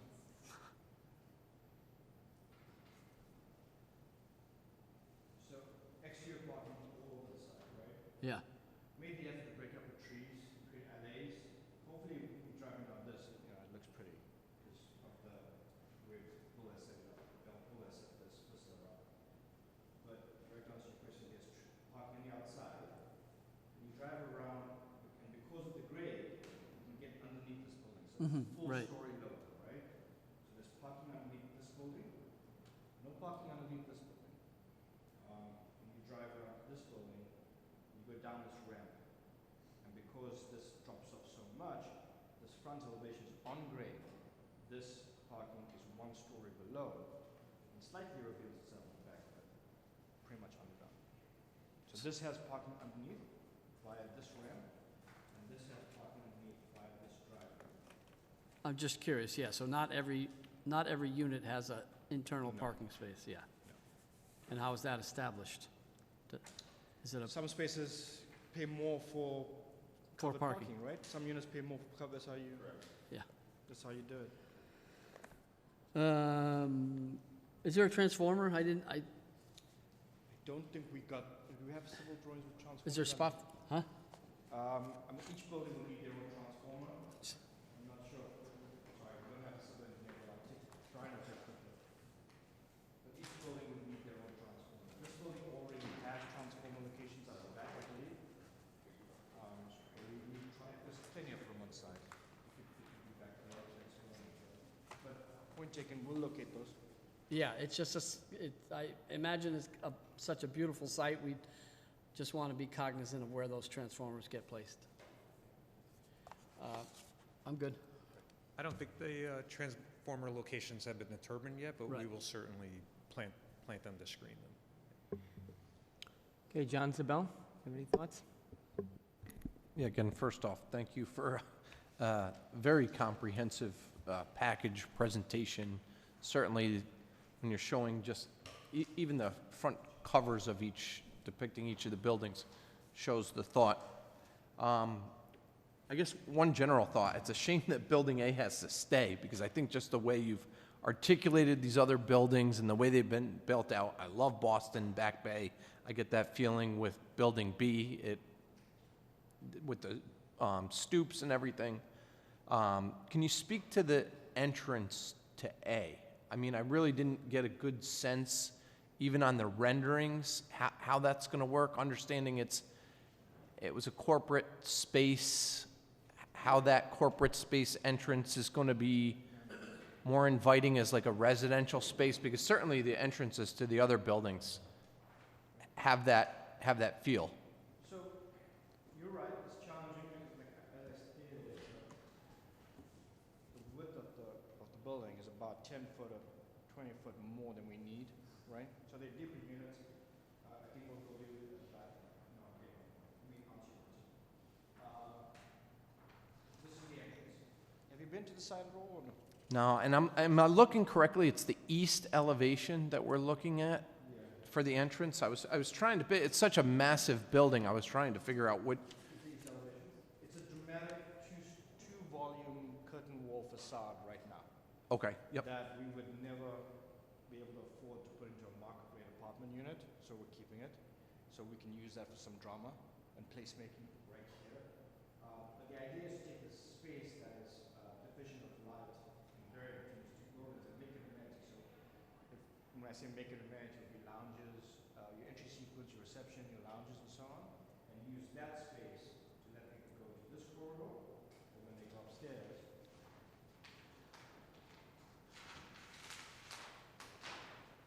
into this corridor. So, if you're a resident, you'll have an assigned space, right? For this building specifically, you'll be outside. To be clear, you'll be parked in one of the spaces outside. So you'll be parked here. You'll either come in through a lower door.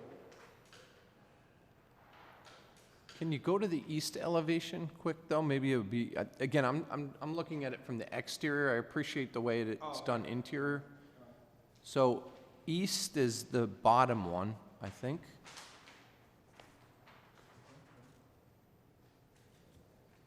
Just trying to get a sense of where you're driving in and. Okay, it's because we haven't. This was a computer model that we received of the. We're trying to generate.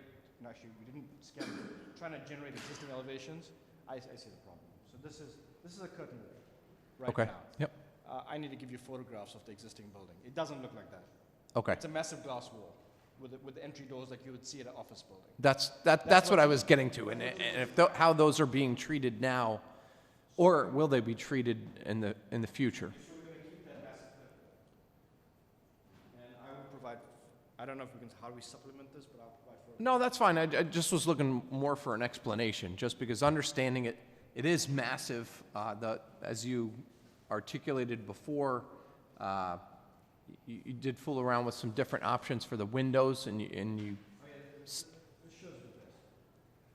So that's what it looks like today. Okay. It's a big curtain wall with a drop-off drive-through, with Yep. a double door with a vestibule right there, and we'll reuse all of that. So that's how you enter.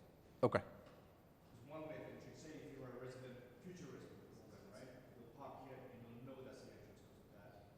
But if you're a resident, you can go around, and if you're parking here maybe, you can walk down. We've created a passageway to get in on the lower floor.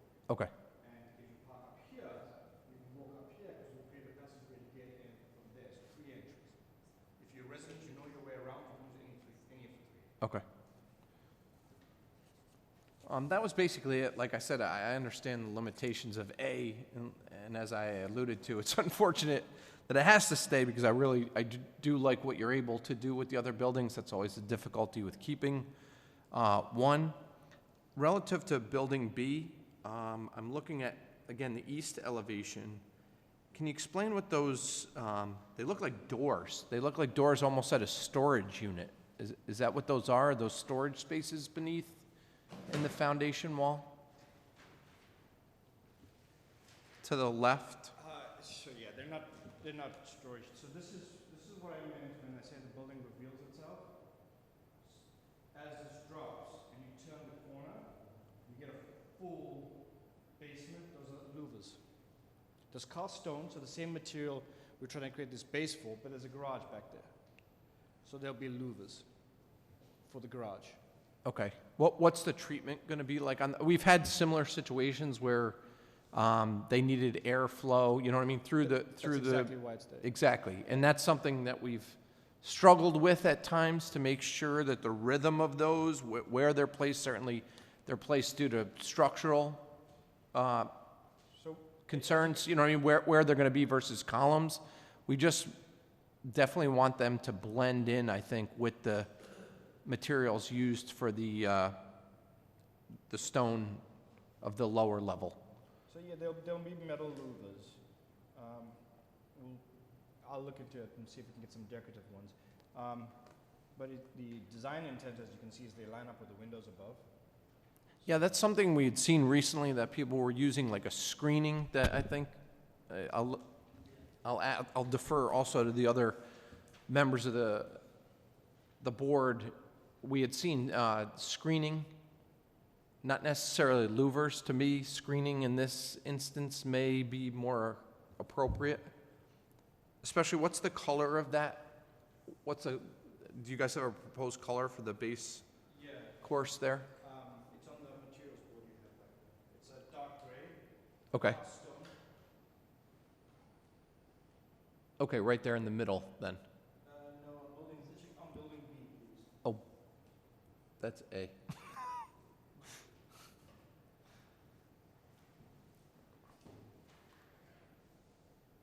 Yeah, on the right. Okay. Yeah, that's where we had recently seen an application a few ago where they had used some metal screening, I guess. I don't even know what you would call the material. I think Yeah, it was a mesh. It was a wire mesh of some, perforated yeah, panel perforated. instead of a louver. Yes, you're right. It doesn't need to be a louver. It's not operational or anything. So it could be a decorative. Just so it blends in. I mean, you have a real nice rhythm going with the color differences, the stone materials. One thing I didn't hear anything about, and I'm interested because, again, I'm looking at the elevations and they're shown quite prominently, is the lighting on the outside of the building. Are you talking about like building lights? Yeah, there's lights that appear to be, again, I'm referring to E and east elevation, excuse me, A201. I don't know if those are sconces, up-down lights. Oh, yeah, so Brian's just pointing out that. There's all sorts of different lights, actually, now that I'm looking. There's at least 2 to 3 different types. Yeah, but we didn't specify what light, but we're showing. We have decorative lights on each building face, and then we have what we call a jelly jar for the balconies. Over the doors. Okay, is there splash lighting on the sides of some of the, Decorative lighting, what we've typically done is a circular light that kind of has a small spread in the immediate area around the light fixture. Yeah, we'd have to show a picture of that. It's a more subdued light, is what Brian's describing, with a metal cap. But if you look at page A201, yep, that's what I'm on. yeah, you could see that the intent is to frame each of those boxes with lights on the sides, and then have the recesses to be lit also. Yeah, that's where I'm wondering if up and down lighting there that both projects upward and downward may be appropriate to set some sort of rhythm at night to the building. I had one other, I was making notes as we were going along on each of there's a lot of pages here. A202, again, sticking with building B.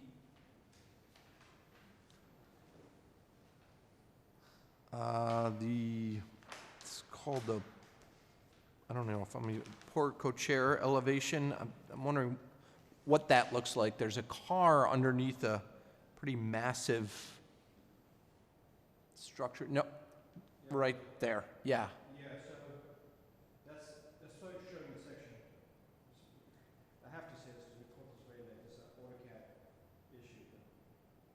piers don't go all the way through there. If you walk around, they show the walls. Having said that, there's a focus shade, yes. The plan, The amenity space is above that porch shader, so it's covered, and then that amenity opens up to a double high space. Okay. What is that going to look like? I mean, plan you drive what's the treatment on the exterior there? It just looks, on this internal facade? Or no, on the external. on that side? Again, looking from here, it just looks like a blank. It's this. It's this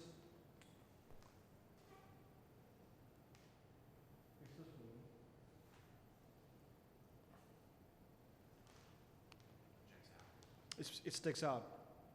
That 3-window base sticks out, and you can see the car behind it. Yep. Yeah. Okay. Yeah, I just don't, okay, I guess. I don't see the difference in the two elevations. Oh, okay, I get it. Yeah, I'm following now, okay.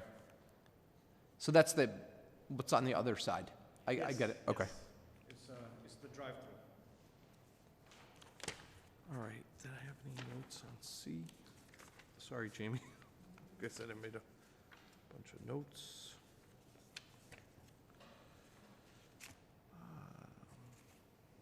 I guess I'd have the same comment with regarding the lighting on Building C. It is similar, it looks like there's similar lighting treatments. Yeah, just a little bit at night, because again, beautiful units, well thought out. I've heard you folks mention several times the appearance as you're coming upon these buildings, and certainly that might add a little intrigue. I'm all set, Jamie. Thank you again.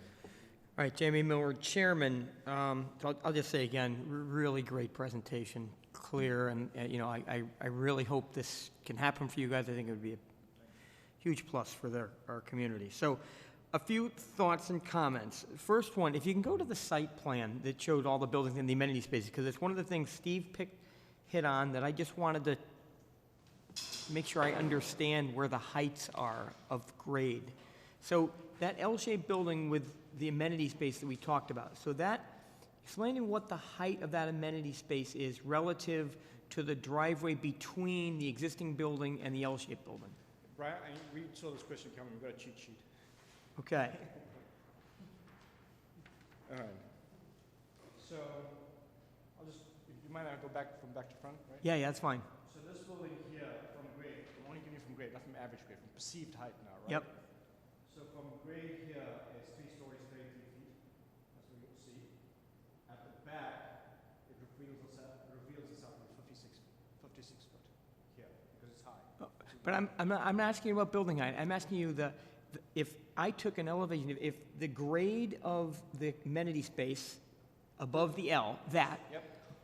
how much lower is the driveway there than that amenity space? 1 Is story. it 1 story, 10 feet? All right, so I guess, and that's all parking underneath. So my thought doesn't work then. Because I'm with Steve, that I felt like that amenity space, if I'm living in the existing building, I was just feeling like I'm feeling a little disconnected from that amenity space. And if it was flat parcel of land, I would have suggested, hey, is there a way that we can walk through? Is there an opening that allows me to feel like, because if I'm in that building, what am I going to do? I'm going to, I guess, walk to the west and walk around the end of the building and, yeah. And I guess I'm not sensing the scale properly either. It's probably more gracious than it's appearing because it's 10 acres of land. But again, just looking for a way for that tenants of the existing building to feel like they're a little more part of that amenity space. We're never going to make the grades work between Yes. there.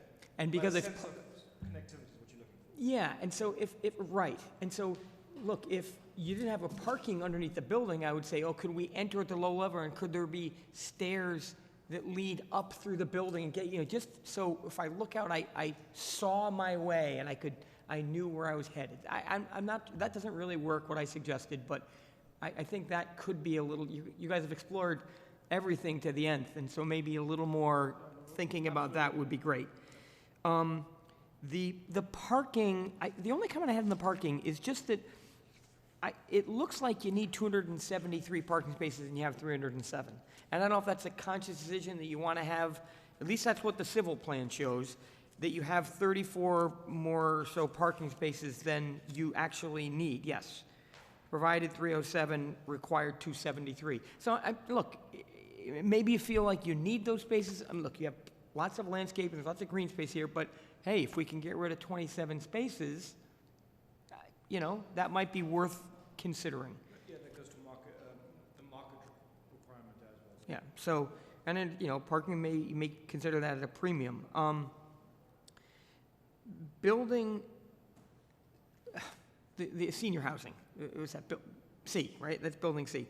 That upper floor does not step back. The building is articulated in and out on the elevation plane, the north elevation plane, but the building on the fourth floor does not step back in that case. Intentionally, because we didn't do a double move. We cut the first floor out. Yes. So we didn't take the second. Got it, okay. And then the rooftop, I misconstrued the overall, I'm looking at the overall rendering. So there's thoughts of a rooftop balcony there. So what I thought maybe when I quick looked was like maybe rooftop units. That's actually potentially a stair that goes up to that rooftop deck on top of that? Is that kind of what? Yeah, and as I was showing it to you, I was thinking to myself,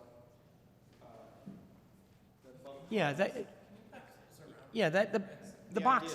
The idea is to create it so the butterfly And will is be on the edges. it's carved in, it looks like. There's not railing because it's carved in and you have the height to achieve that. And then the couple boxes I see there, I guess that must be access points. Elevator and stairs, yeah. Okay, I get it. So But potentially that may or, I'll be honest about this. Yes. That's probably the one thing that might go away, because it's a highly amenitized building already. Yeah. And I'm not sure if seniors want to go to the roof if they have all that yeah, space out Yeah. at the back. I could understand that. All right, so there's no, so again, a suggestion, I'm sure it's already happening. With all the amenity space you have, I'm assuming that there's possibilities for landscape lighting, especially in these outside amenity spaces. Is that something that might be part of the program? And really, I can't say it's any kind of requirement. I'm just thinking about the spaces themselves might really glow with some landscape lighting. Maybe that's something Mr. Kenny addresses. Some landscape lighting with regard to the drives and parking has been provided. It's on the DIMAR, the site engineer's drawing. Yep. But with those amenity spaces, that has not been developed. Okay, and I understand, I'm just pointing out that would be a great opportunity to see.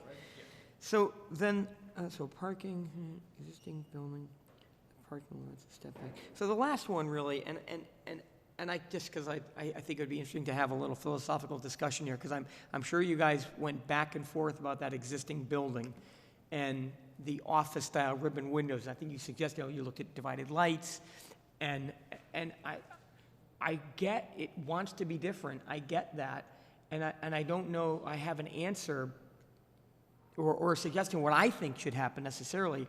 I'm just not sure that it's all there yet. That would be my comment when I step back. And I understand it wants to not read like punched openings like the other buildings. It's going to respect what it was. But I think the fact that at least that the piece that's kind of on the angle has the that ribbons of windows like a 70s office building would, and it still feels that way. And I'm just wondering,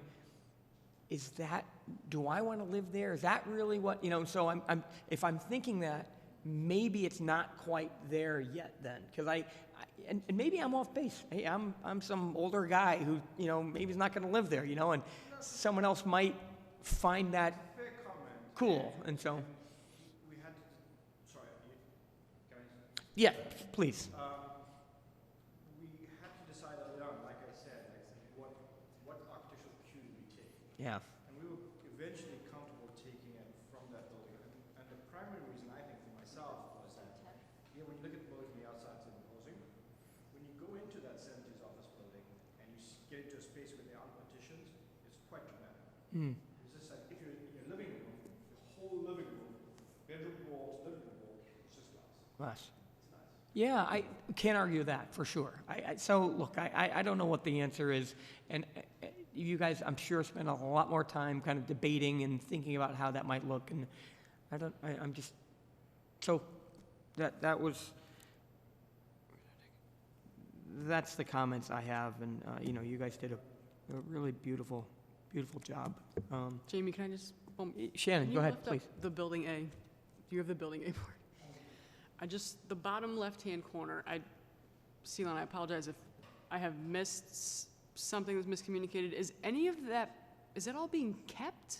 Like there's the image second from the left, are we getting all new windows? Is the band at the top of the building, is that material staying? Is it a new material? Everything is staying. A lot of brick will be removed if it needs to be. The windows intact. So windows have the windows are free of destruction. 70s modern architecture. Structures set back. The windows themselves will be replaced. Okay. That's the vision. That's the plan. That's what expressed. And obviously there will be landscaping, things added. My father worked at Dictaphone years ago, so I've been to the site quite a few times. It is very corporate. And those two images I think are, I don't want to be too harsh, but are maybe the most concerning for me aesthetically. Right? Yeah. Mhm. Yeah. Yeah. And I mean, I understand you don't see it when you enter the site, and it's not, it's not a complex, so to speak, so the entrance to Building A is not really where everyone is coming to, it's a bit hidden in that way by Building B, rather nicely, but The beauty of it's that tough. building is at night. So if you can imagine, if we get this light box, two-story light box right, Mhm. and then you have the two-story atrium with curtain wall glowing, and the bands around the window glowing at night, Mhm. pretty dramatic. Right. Quite nice. Yeah, the two-story addition I do very much like. It really does sort of connect, Building B a bit, and I've also been taking the train to Greenwich the last 2 years, so I've seen some of your firm's work pretty regularly, and the architecture is really lovely. It is quite surreal to see it potentially being in Stratford, because I've only ever seen it in South Norwalk, but it does work, and I think the brick, the warmth of the brick, all the plantings, the dark panels, really very earthy. But yeah, those two left images are they're sticking with me, and I know that you'll, It's a common. investigate it further, but yeah. Thank you. Okay, yeah, you said it better than I did. And look, I'm not suggesting you change it, but that's my reaction, it's a personal reaction, and not really a critique necessarily, but. Okay, any other commentary? So, And I truly enjoy the idea of a pathway around the property. Just any thought, if it has to pass through like asphalt areas or anything like that, what it would look like? I know that's you know what I mean, to give it some semblance of being a path, if it does have to cross asphalt, cobblestone, some sort of stamped something, just to give it some character, and okay, this is the 1.5 mile loop around you know what I mean? Just something like that to add some character. There's some products, right? Building, you can do stamped concrete. You can put the plastic platform over asphalt. There's a few things. Yeah, just something, you know what I mean? Dress it up a little bit that would make it unique, but yet visible enough that, oh wow, this is really neat. I have this at my disposal at this campus, I'll call it. That was it. I had it before and I forgot. okay, so I think now is time for a motion. If someone has a motion, then we're going to go through the same gymnastics. Yeah, I'd like to make a motion that this application, albeit so very well put together, really speaks to our design guidelines and find it in conformance with those guidelines with a few recommendations as put forth by the chairman. Okay. I mean, I really don't, I think that they're more like things to think about than anything else. I think you said that there's site furniture and benches there already. Parking,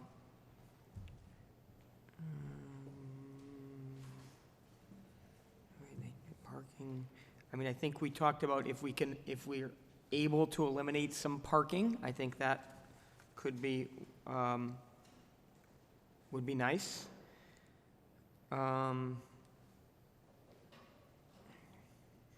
We'd like to, think about treatment of the sidewalks where they pass over asphalt.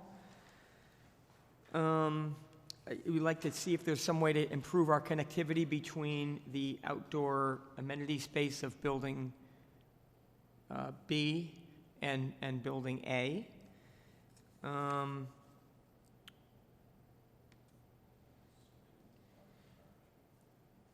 Yeah, consider what the material is to screen the screening or louvers at the parking garage.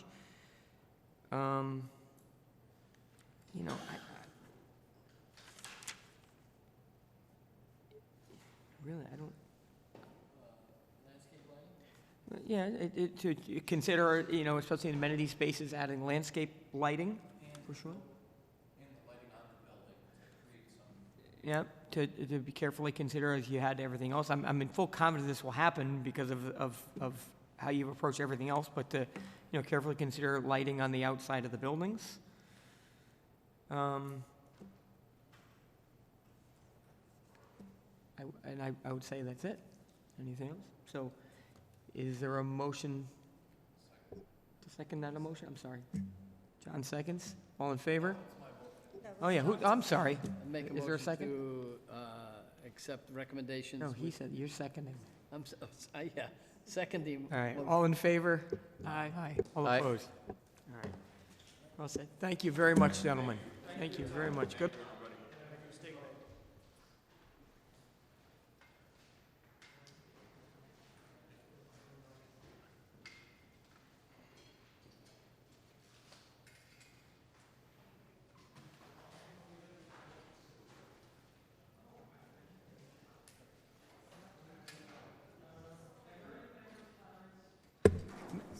Yeah.